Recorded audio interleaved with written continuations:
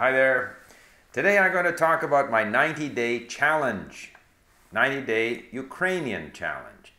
As many of you know, I did a 90-day challenge in Korean from January 15 to April 15. 3 months. Significantly improved my Korean. Since April 15th, I have been going very heavy into Ukrainian, largely driven by my interest in following the events there. And probably I am putting more time and effort into my Ukrainian challenge than I did in my Korean challenge, simply because I have some very compelling content that I can actually understand. And I should point out, by the way, I'm doing this video, then I'm driving into the interior of BC to Kelowna, where my wife has been involved in a 3-day senior ladies golf tournament. And while she hasn't scored all that well, yesterday she shot a hole-in-one, a 190-yard par 3 apparently, and she shot a hole-in-one, so she's very excited. And I'm going up there to join her for 2-3 days, and we're going to visit with some friends. Now, getting back to the subject, Ukrainian. Obviously, I have Russian, I have Czech, to varying degrees. Ukrainian is somewhere between Russian and Polish, from what I can see. The structure of the language, the sounds of the language are very similar to Russian. But the vocabulary is apparently closer to Polish. There are a lot of words that I recognize from Czech. And there are some words that don't exist in either language. So obviously it's a lot easier for me. Essentially, I've gone straight into subjects of interest, which is following the events there. And I got stirred up to learn Ukrainian because I was following the events in Ukraine, and there is one particular TV program called Schuster Live, hosted by a fellow called Schuster who speaks Russian, and probably half the people he invites speak Russian and half speak Ukrainian. So I could understand what the Russians were saying, and I kind of had only the vaguest idea of what the Ukrainians were saying. So I decided that I was going to learn Ukrainian. There are lots of sources. I can go to, my favorite source in a way is Hromadske TV, television, telebachenia, and Hromadske radio. And every day I download 4 or 5 or 6 podcasts from Hromadske radio. I've just been listening to some while cleaning up in the house here.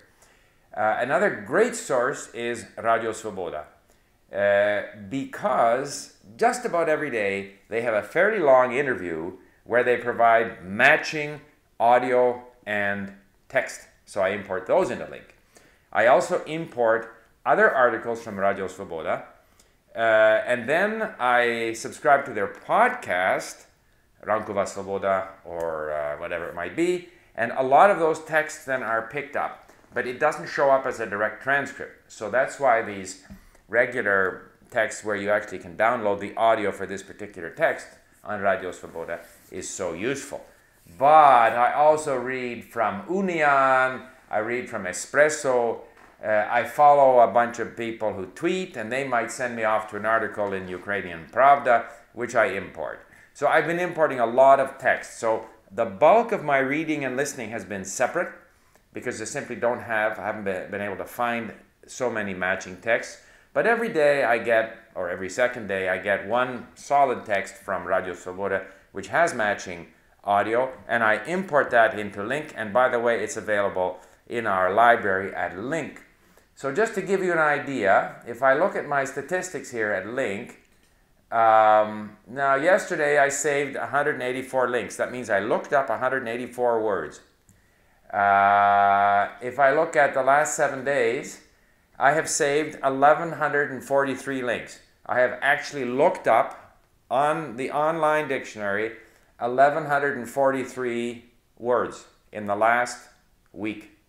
And I'm able to do that now because Link is so much faster.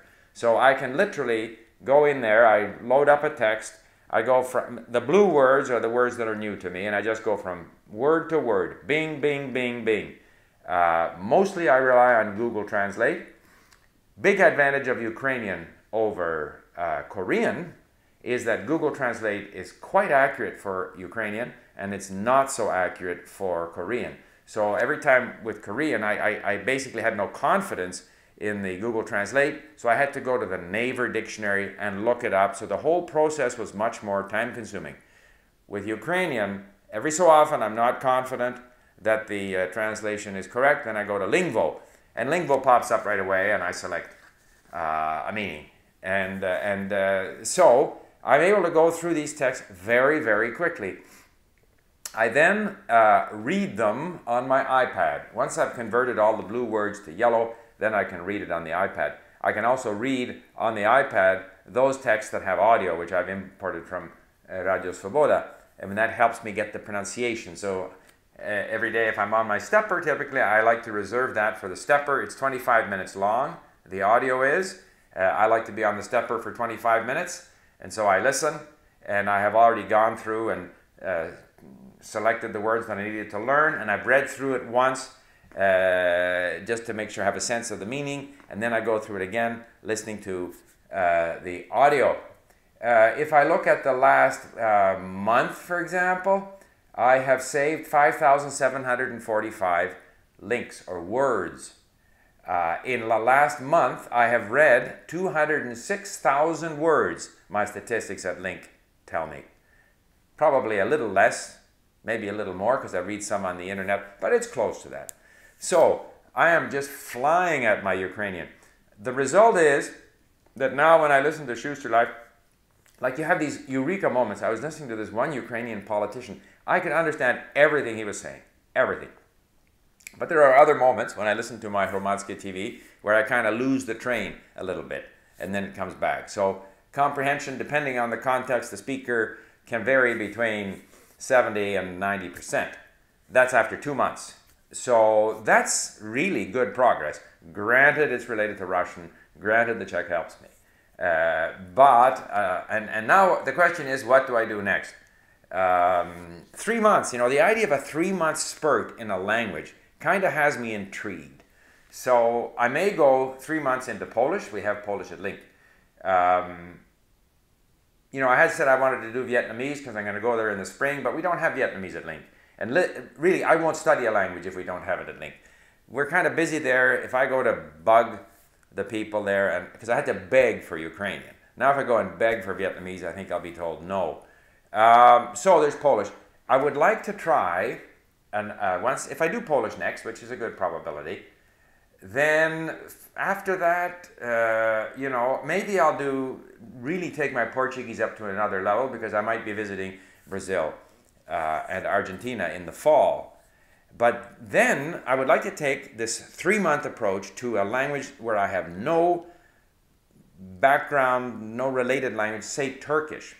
Again, it has to be a language which we have at Link. I'm kind of interested in doing Farsi, but we don't have Farsi at Link. So if I went to Turkish or Finnish, but Turkish is of more interest, and started from zero, I'm curious to see how quickly I could get into authentic material using the same approach that I'm using with the Ukrainian.